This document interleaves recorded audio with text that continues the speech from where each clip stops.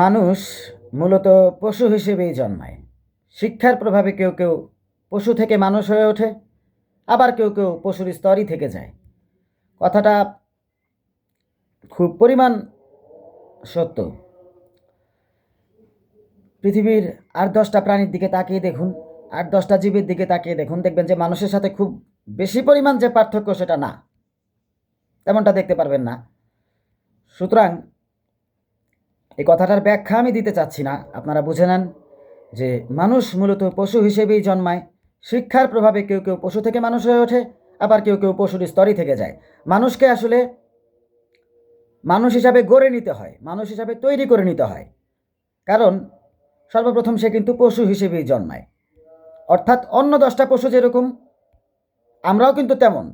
অন্য 10টা পশু খায়, আমরাও খাই। অন্য 10টা পশু পায়খানা করে, আমরাও পায়খানা করি। সুতরাং পার্থক্য কোথায়? মানুষ মূলত পশু হিসেবেই জন্মায়। শিক্ষার প্রভাবে কেউ কেউ মানুষের স্তরে উপনীত হয়, আবার কেউ কেউ মানুষ হিসেবেই থাকে, অর্থাৎ মানুষের মতোই থাকে, বাট তারা আসলে মানুষ না, পশুর স্তরেই থেকে যায়। যেমন যারা, মানে কি বলবো, পৃথিবীতে অনেক রকম মানুষ আছে যারা অনেক ধরনের অপরাধ কার্যক্রমের সাথে সম্পৃক্ত। তারা কি আসলে মানুষ? তারা যদি মানুষের মনুষ্যত্বকে হৃদয়ে ধারণ করতো, এ ধরনের অপকর্ম করতে পারতো? কখনোই করতে পারতো না। অনেক মানুষ আছে যারা হিজড়াকে চোদে, হিজড়ার সাথে যৌন সঙ্গম করে।